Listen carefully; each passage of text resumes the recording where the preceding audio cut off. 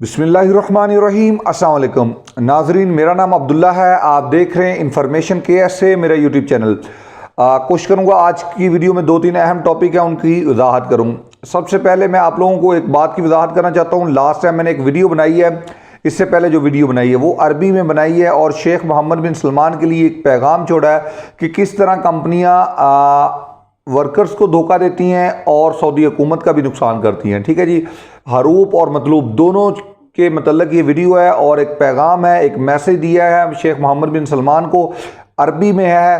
कोशिश कीजिए कि इस वीडियो को हर दोस्त तक शेयर करें और जितने भी दोस्त हैं उनसे मेरी रिक्वेस्ट है कि ये वीडियो अरबी लोगों के साथ ज़्यादा से ज़्यादा शेयर करनी है आपने। ठीक है, जो अरबी बोलने वाले लोग हैं, वो सऊदी है, वो मसरी है, वो सूरी है, वो सुडानी है, वो फ़लस्तीनी, वो कोई भी है, हो सकता है किसी का रिलेशन बनता हो, तो वो वीडियो आपने वायरल करनी है। हत्ता कि ये वीडियो पहुंचनी चाहिए शेख मोहम्मद बिन सलमान तक, उसके ऑफिस तक भी पहुंच गई तो मेरे ख्याल में काफ़ी है। हमारी आवाज़ उन तक पहुंचनी चाहिए। इस वीडियो में मैंने मुकम्मल तौर पे, क्योंकि मैं खुद HR में हूँ कंपनी में, तो मैं अच्छे से जानता हूँ कि हम लोग कैसे ये काम सर अंजाम देते हैं। तो मैंने हरूफ और मतलूब दोनों टॉपिक पे मुकम्मल बात की। हालांकि मेरे जो सऊदी है उसका भी मुझे व्हाट्सएप पे मैसेज आया, हरकत बरकत ममनू, तो ये चीज़ है मेरा भाई। लेकिन मैंने आप लोगों के लिए ये वीडियो बनाई है।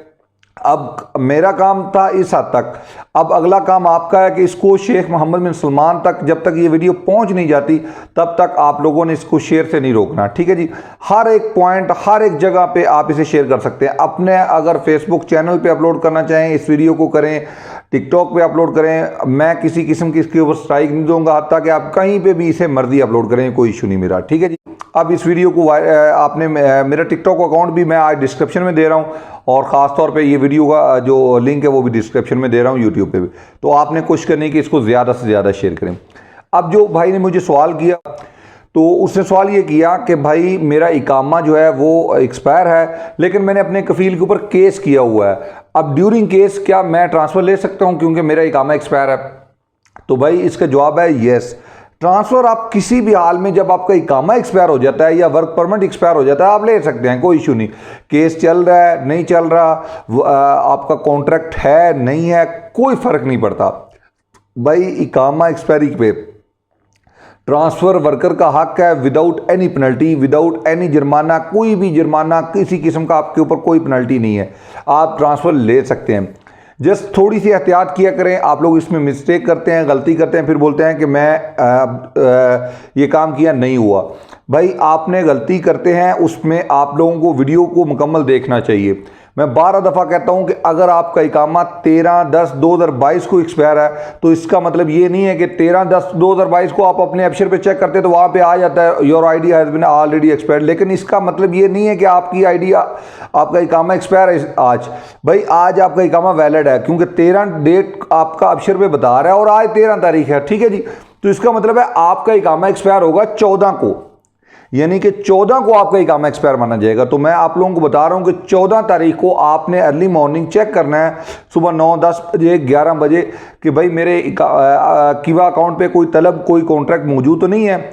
आप देखें अगर कोई रिक्वेस्ट आई हुई है तो उसे रिजेक्ट करना है, मैं बार बार कह रहा हूँ। ठीक है जी, इसे रिजेक्ट कर देना है। अगर नहीं मौजूद तो अब आप किसी नई कंपनी को इन्फॉर्म करें, अस्सलाम वालेकुम मुझे रिक्वेस्ट सेंड करें, मैं आपके साथ काम करना चाहता हूं, कफाला करना चाहता हूं। ठीक है जी, फिर वो सेंड करें। तो मैं अक्सर आपको ये बात भी बताता रहता हूं कि शाम के टाइम आपने रिक्वेस्ट एक्सेप्ट करनी, क्योंकि शाम के टाइम ऑफिस क्लोज होता है, इसमें आपको थोड़ा सा स्पेस मिल जाता है जिससे आप अपना काम कंप्लीट कर सकते हैं।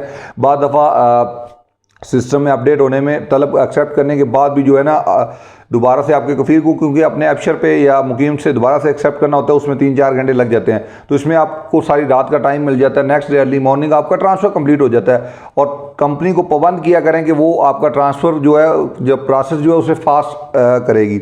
दूसरे नंबर पे ये बात भी ध्यान में रखे करें कि ट्रांसफ़र होने के फौरी बाद या ड्यूरिंग ट्रांसफ़र अगर आपका इकामा रिन्यू हो जाए तो आपने फिर कंपनी को 24 आवर के लिए नहीं छोड़ना। ठीक है, 24 आवर अपनी कंपनी में स्टे करें, उसके बाद आपने कंपनी से जाना है। एक बात याद रखिएगा, ये चीज़ होगी जी। अब यहाँ पे मैं एक और बात करूँ हरूफ के मतलब, मैं अक्सर आप लोगों से बात करता रहता हूँ। आज भी मेरे साथ बहुत ज़्यादा भाइयों का यही सवाल है कि भाई हरूफ के मतलब क्या होगा। तो भाई इंशाल्लाह ताला हम इस पर कोशिश कर रहे हैं, काम कर रहे हैं, अल्लाह के हुक्म से कोई ना कोई खैर आएगी। अब हमने इस पे आवाज़ उठाना भी शुरू कर दी है। इंशाअल्लाह ताला हमारी आवाज़ जब ऐवानों तक पहुंचेगी तो इसका हल, अगर वो लोग नहीं भी सोच रहे तो इसका हल आएगा। वैसे मेरी इतलात के मुताबिक एक ये भी सोच रहे हैं कि कोई पेनल्टी हरूफ के ऊपर आ जाए और पेनल्टी के बाद हरूफ कैंसिल होना शुरू हो जाए। आज मेरी बात याद रख लें, आज की डेट देख लें, टाइम देख लें, ठीक है जी। ये दोनों चीज़ें आपने नोट कर लेनी है। इंशाअल्लाह ताला इस पर एक बात होने जा रही है कि पेनल्टी के तहत हरूफ ख़त्म किया जाएगा। आपको एक मखसूस पेनल्टी दे दी जाए और आर्टिकल 77 का अगर आपके ऊपर केस बनता है तो वो एक अलग इशू होगा। वो उसका भी हल मैं आपको पहले बता चुका हूँ मेरे ख्याल में। लेकिन अगर आर्टिकल 77 का केस आपके ऊपर फाइल नहीं है तो जस्ट पेनल्टी पे करके आप नई कंपनी पे ट्रांसफ़र कर सकते हैं। मेरे इल्म में ये बात आ रही है और इंशाअल्लाह ताला ये आने वाले दिनों में ऐसा होगा। बहुत बहुत शुक्रिया, ढेर सारा ख्याल रखिएगा। अल्लाह हाफिज़।